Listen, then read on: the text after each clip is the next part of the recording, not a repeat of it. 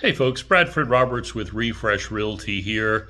Just wanted to talk to you about something that's been on my mind lately. So here's the backstory. We've got an agent in one of our offices at Refresh Realty who's working with a very important client who is going around Las Vegas looking for restaurant space. And I've been helping this agent behind the scenes, kind of consulting and giving them some guidance and suggestions.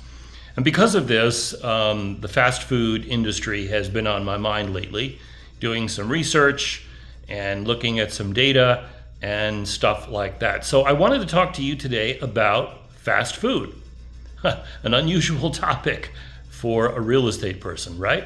But it's important to me to talk about this because it really is a lesson that we could learn, not just about fast food, but a lesson in business and beyond, right? So here's what I've been thinking. When I was a kid, the fast food industry was dominated by just a few companies, right? There's one with the Golden Arch. There's another one that thinks there's some kind of burger royalty. And you got your Dell and you got your Bell and you got, some company that won't even admit that their food is fried, right? They don't even want to talk about that. But when we fast forward now to 2025, we look at who is really up and coming, who's generating the buzz, even here on Instagram and other social media. I think the three companies to look at today are Raising Cane's, Shake Shack, and Chick-fil-A. So what's going on? That's what I wanted to talk about. Well, in my opinion, those other companies, those names from the past, right? They're really relying on their laurels.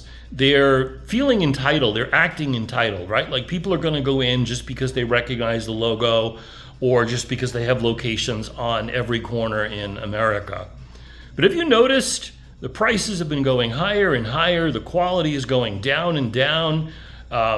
Bathrooms are filthy. Service is terrible. Employees are disgruntled.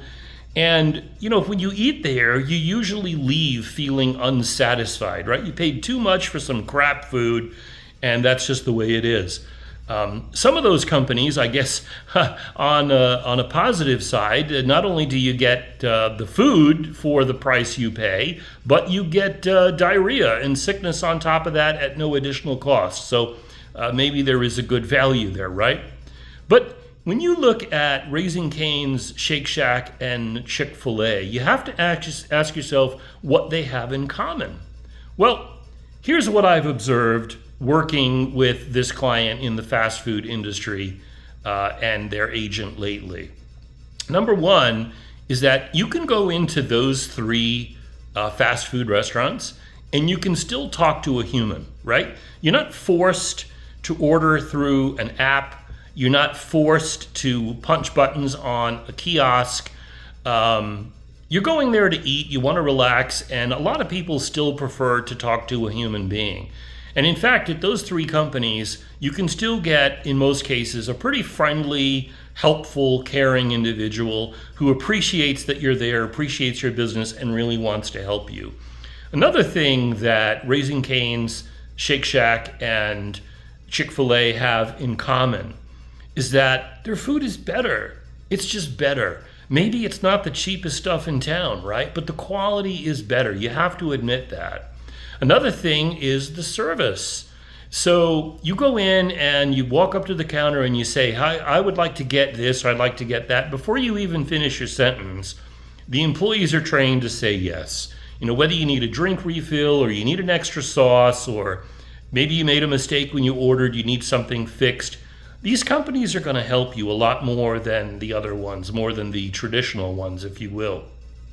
So that's really nice that you can get that level of service. Another thing that these companies have in common, in my opinion, is the cleanliness. If you go into a Raising Cane's, if you go into a Shake Shack, if you go into a Chick-fil-A, you're probably going to find clean restrooms. You're probably going to find a clean counter and workspace for the employees. You're probably going to find clean tables that you don't have to clean yourself, well-stocked condiments, and that sort of thing. So, what's happening, if you look at Raising Cane's as an example. They're about to open their 1,000th store. Do you know this is not some big corporation, right? This all started with a guy, and I happen to know his name, Todd Graves, because he's kind of a hero to me. This guy started with a vision that he couldn't get any bank or pretty much any person to believe in his vision, but he didn't give up. He went out, he worked his ass off. He was able to put a little money together to get that first operation going. Now they're opening up on Fremont Street. They're on the Las Vegas Strip. They're open in Times Square with an incredibly big marquee operation going there in the middle of New York City. Raising Cane's is absolutely crushing it. They've kept the menu simple. They've kept the food consistent. They've kept the experience good. When you look at Shake Shack from my hometown of New York City, what do you see? Probably the most expensive or some of the most expensive burgers out there. Doesn't matter. People are still in line to get them because the quality, the experience are absolutely fantastic. Shake Shack is crushing it. They're open new locations all over the country, and now they're starting to expand internationally as well.